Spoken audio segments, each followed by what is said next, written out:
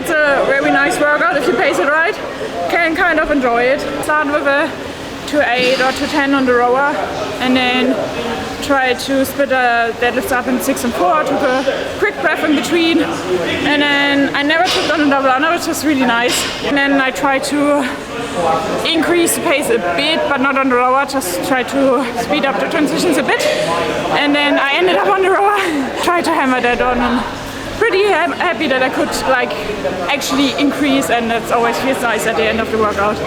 Alright team, let's dive into some tips and tricks for open workout 24.2 real quick. Okay, so the row is definitely where you can kind of mess up your workout. Do not make the mistake and think that you have to hold an aggressive pace over here. As a general recommendation, I would say somewhere around your 5K pace is perfect. I would even say that a good strategy is to kind of use the row as your active recovery. Choose a pace which kind of allows you to focus on fast transitions and quick sets on those double unders and deadlifts. So this conversion chart over here shows why for most of us it doesn't really make sense to push the pace on the rower.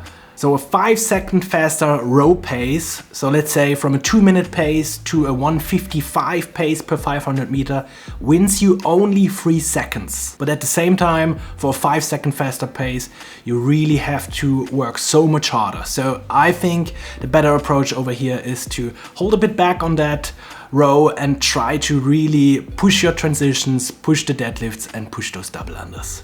Also, please don't put your damper on a 10. I think for most of us, like between a 4 and 6 is perfect. Okay, I think the next one is really where you can make up a lot of time. I'm talking transitions over here. We are looking at a total of 20 to 30 transitions over the whole workout. So if you lose like 2 to 3 seconds per transition, that can easily cost you a full minute of the workout. Keep the stations close together and push the transitions, especially on and off the rower is where you can lose the most amount of time. Keep the straps a little loose so you can get in and out of the rower without touching the straps. Ideally, you practice this when warming up. Also, fun fact in between, the double under is one of 3 movements who showed up in every open. And I mean, at this stage, you kind of have them or you don't. But especially when you struggle with high volume, split the reps from the get-go into manageable sets with short rest in between. Also, when you trip, probably will happen, stay calm, take a breath and go again. Do not rush it, because most of the time if you do so, you trip again. A couple of tips for smoother double unders. You want to keep your legs long and relaxed. Do not tuck your knees or go for pike double under. I know it's easier said than done. Also, like a common mistake when it comes to double unders is, especially if you don't have good double unders yet, is that athletes think they have to push everything else in order to have more time for the double unders.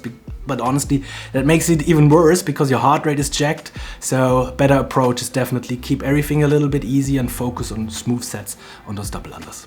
Okay, and now some strategies. Unless you are a semi-final athlete or really fit, it doesn't really make sense to push the row. Like I said earlier, treat the row as your recovery and then try to push the deadlifts and double unders. This does not mean that you have to go unbroken. I would say splitting the deadlifts into 6 and 4 and doing 2 sets on the double under is great, but only if you stick to short pauses in between. Focus on those fast transitions, keep your rounds consistent, and ideally increase the pace for the last 2 rounds, especially if you finish on that rower, then you really want to push that pedal down. As always, you can find a dedicated warm-up for Open Workout 24.2 in the caption down below. Go crush the workout and see you on the next one.